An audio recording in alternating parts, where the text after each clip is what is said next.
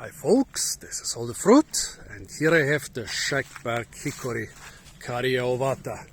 A whole forest of it, albeit quite a small one. And it's not a natural forest.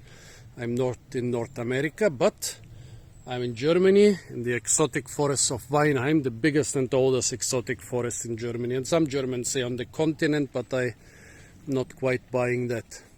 Well, the Shagbark Hickory is called Shagbark Hickory because the bark basically separates from the tree in big shingles, but those young trees, this is one of the biggest, don't show any trace of this Shagbark. Well, I'm here in November 1st, in early November. As you can see, the leaves are already quite yellow. Yeah, and the squirrels have been busy, so I had trouble finding a couple nuts, but I did.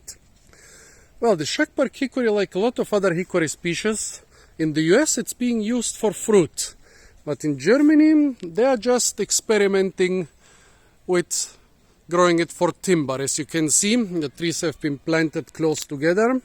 In the US, this plant can grow like to above 40 meters or 120 feet. Nice straight trunks. Walnut timber is very valuable anyway, so the Germans, they are trying to use so many North American Juglandaceae like walnuts and hickories for timber and don't care about the fruit. Well, Carya ovata, I've tried it a couple times in botanic gardens. There is not much edible stuff in there. Here I collected a bit of stuff. There are husks everywhere in the forest, but very few nuts or seeds actually because of the squirrels. I found this one, which is a bit puny. I found this one, which I haven't opened yet, and I found some from last year. And this one, maybe also from last year. Well, let's open this one. They are quite small, maybe that's the reason the squirrels left them behind. They must have collected some slightly bigger ones. Also, this is a part of the forest where there are no rocks, so I broke off this club and I'll try to... okay, it worked.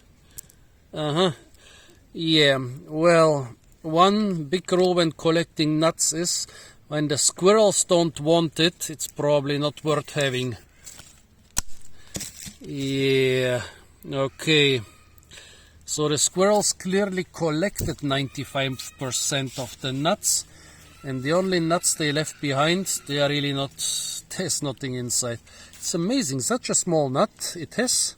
Well, those don't have such a thick shell, but still, they're enclosed in this thick rind. And how did the squirrels just leave those behind which are worthless? How did they collect 95% of the nuts and just left those behind which, yeah, are worth nothing? Let's see those from last year. Well, I cannot clearly tell whether there was a good seed inside or not. They're already too rotten. Okay, let's break the last one. Yeah, folks, that's foraging for you.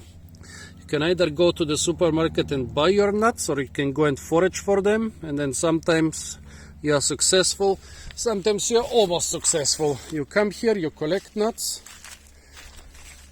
you think you got something edible, and then at the end turns out that the squirrels got all the good ones. Well folks, this was an attempt at foraging for Shagbark hickory, Carya ovata, a very important timber and also nuts tree in North America. At least the timber seems to be growing decently. Stay tuned for a lot more fruit videos from the beautiful exotic forest of Weinheim, and don't forget to like, share, comment and subscribe.